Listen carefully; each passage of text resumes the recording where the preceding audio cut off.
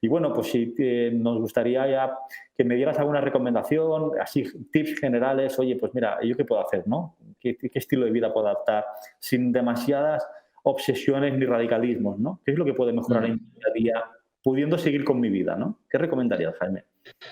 Pues evidentemente, como bien acabas de mencionar, tenemos que seguir acordándonos de que hace 3 millones de años iniciaron un proceso de desarrollo nuestros antecesores más primitivos, ¿no? Los homínidos.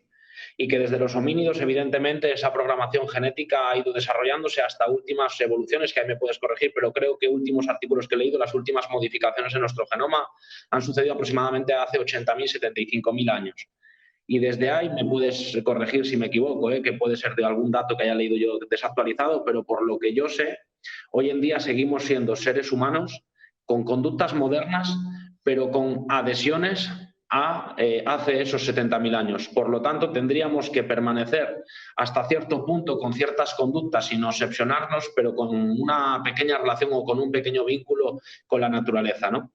Es importantísimo entender que una alimentación que deriva de una industrialización o de un procesado donde tanto de origen animal o vegetal se le ha sometido a un procedimiento de estrés para su obtención, ya sea por rapidez, ya sea por manipulación, ya sea por el lugar donde se está fomentando ese crecimiento, tanto animal como vegetal, eso va a generar unas repercusiones que van a modificar esas matrices y por lo tanto matrices nutricionales, hablando es el interior del alimento, la estructura alimenticia, ¿no? Eso va a repercutir cuando un ser humano lo ingiere. Cuando un ser humano ingiere esos alimentos, evidentemente va a tener una repercusión porque nuestro genoma está vinculado con alimentos que derivan de naturaleza, que no han sido sometidos a estrés. Sí que es cierto que habrá como todos unos baremos, ¿no? Donde un alimento puede tener un umbral de tolerancia al que se le someta más o menos estrés, tanto de origen animal o vegetal.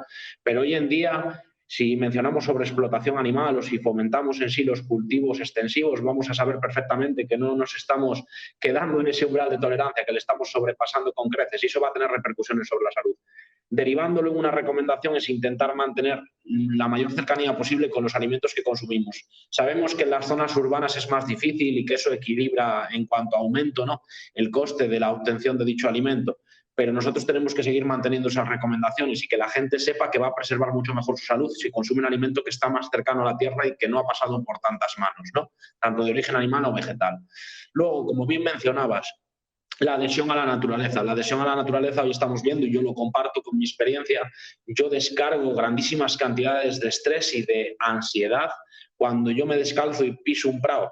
Yo soy de los valles pasiegos, ya lo estuvimos discutiendo en conversaciones anteriores, Esteban, cuando hemos mantenido conversaciones por teléfono, y yo procedo de los valles pasiegos y lo reiteraré con orgullo y con importancia, porque es una región en el norte de España, en Cantabria, donde se sabe que tanto el alimento de origen animal como el alimento de origen vegetal se tramita bajo un proceso de bastante respeto, ¿no? Sobre todo en cuanto a la manutención, tanto en la alimentación del ganado como en sí el sustrato que se utiliza para cultivar nuestros vegetales, verduras, frutas y hortalizas.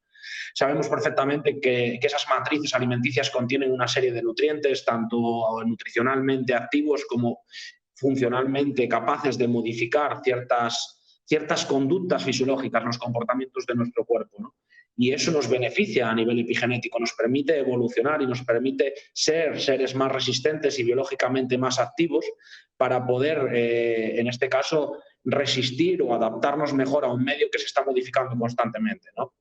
Entonces, evidentemente, otra de las razones que yo intento fomentar en recomendaciones epigenéticas es que el ser humano crea y sepa que tiene que vincularse con la naturaleza, aunque sea en momentos esporádicos, por lo menos para no olvidar o no hacer olvidar a su cuerpo de que todavía es un ser humano y que tiene que tener conexión con lo que le precede, que es la naturaleza, que está mucho antes que nosotros aquí y que tenemos que ser respetuosos en cierta medida con ella.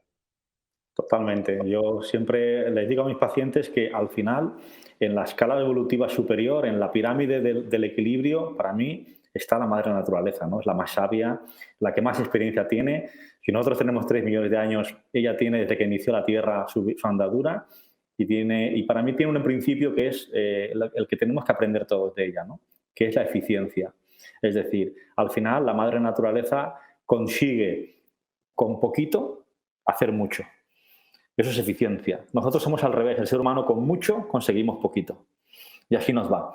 Entonces, yo creo que ese equilibrio, alcanzar la homeostasis con un equilibrio interno, es decir, y tanto a nivel emocional como alimenticio, como a nivel de interacción con la naturaleza, que ni siquiera es curioso, pero los niños de ahora se crían con una tablet, se crían con un móvil y hay algunos que no saben lo que es una gallina, ni han visto incluso árboles Y en su ciudad, y eso es triste, ¿no? Y lo que estabas hablando es una envidia de dónde vienes tú, porque esta famosa tendencia que todo el mundo es alérgico a la leche ahora, todo el mundo dice que la carne, todo el mundo que dice, esto va a depender de multitud de factores. Ojo con esto porque no es lo mismo, como bien dices, el ganado de tu región criado en pastos que una vaca pobre criada en un cultivo, en una granja sometida a un estrés enorme que no sale de la jaula, que apenas tiene interacción, engordada con anabolizantes esteroideos. Entonces, bueno, pues al final ese tipo de carne, ese estrés se hereda también, ¿no? A nivel de fibras y a nivel de células, y eso es muy importante.